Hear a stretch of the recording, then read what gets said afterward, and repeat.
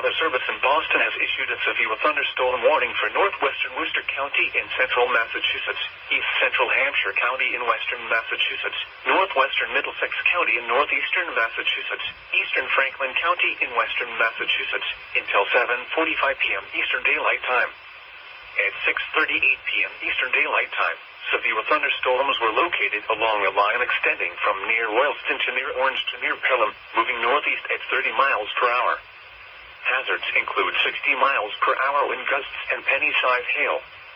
Expect damage to roofs, siding, and trees.